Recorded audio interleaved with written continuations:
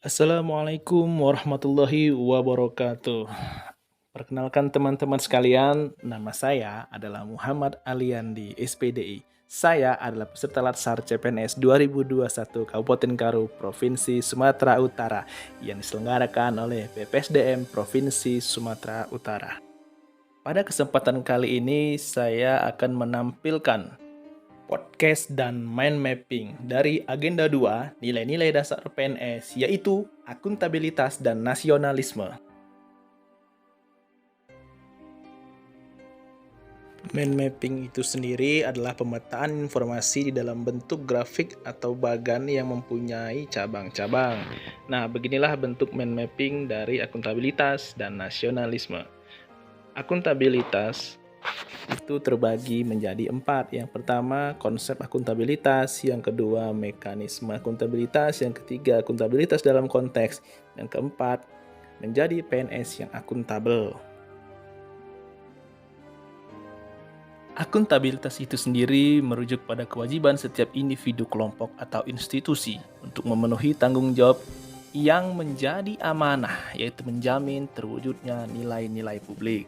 Kita masuk ke konsep akuntabilitas terbagi menjadi 3. Yang pertama, akuntabilitas publik. Yang kedua, aspek-aspek. Dan yang ketiga, tingkat. Akuntabilitas publik terdiri dari 2, yaitu akuntabilitas vertikal dan akuntabilitas horizontal. Akuntabilitas vertikal yaitu pertanggungjawaban kepada otoritas yang lebih tinggi. Sedangkan akuntabilitas horizontal adalah pertanggungjawaban kepada sesama masyarakat luas. Aspek-aspek akuntabilitas ada 5. Yang pertama, akuntabilitas adalah sebuah hubungan. Yang kedua, berorientasi pada hasil. Yang ketiga, memperbaiki kinerja. Yang keempat, membutuhkan konsekuensi. Dan yang kelima, membutuhkan laporan. Sedangkan tingkatan akuntabilitas yaitu yang pertama akuntabilitas stakeholder, yang kedua akuntabilitas organisasi, yang ketiga akuntabilitas kelompok, yang keempat akuntabilitas individu, dan yang kelima akuntabilitas personal. Kita masuk pada yang kedua, yaitu mekanisme akuntabilitas. Mekanisme akuntabilitas terbagi menjadi 3, yaitu yang pertama lingkungan kerja, yang kedua alat akuntabilitas, dan yang ketiga dimensi. Kita masuk yang ketiga, yaitu PNS akuntabel. PNS akuntabel terdiri dari 3 juga, yaitu perilaku PNS, prinsip profesi ASN, dan asas penyelenggara kebijakan.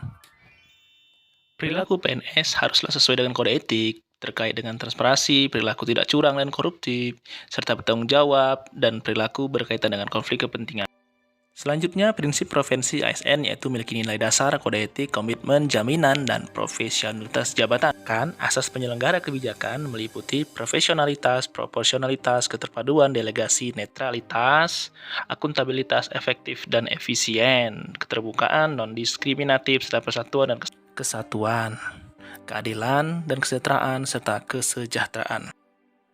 Kita masuk yang keempat, yaitu akuntabilitas dan konteks, yang terdiri dari 5, yaitu yang pertama transparan dan akses informasi, yang kedua praktek curang dan korup, yang ketiga konflik kepentingan, yang keempat penggunaan SD milik negara, yang kelima penyimpanan dan penganggunan data informasi pemerintah. Itulah rangkuman singkat tentang akuntabilitas. Mari kita masuk ke dalam materi selanjutnya, yaitu nasionalisme. Nasionalisme meliputi dari definisi, contoh nasionalisme itu sendiri, prinsip-prinsip nasionalisme, dan hal-hal yang mendorong munculnya paham nasionalisme.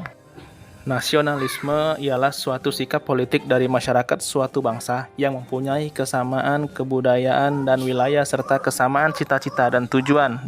Contoh nasionalisme yang pertama, nasionalisme ialah suatu keinginan akan kemerdekaan. Yang kedua, nasionalisme adalah dogma. Yang ketiga, nasionalisme adalah cinta pada tanah air, ras, bahasa, atau sejarah dan budaya. Yang ketiga, prinsip-prinsip nasionalisme. Yang pertama, hasrat untuk mencapai kesatuan. Yang kedua, hasrat untuk mencapai kemerdekaan. Yang ketiga, hasrat untuk mencapai keaslian. Yang keempat, hasrat untuk mencapai kehormatan bangsa. Mendorong munculnya paham nasionalisme. Yang pertama adalah adanya campur tangan bangsa asing. Yang kedua, adanya keinginan dari bangsa Indonesia itu sendiri. Yang ketiga, adanya ikatan rasa senasib dan perjuangan. Dan yang terakhir adalah di dalam suatu wilayah.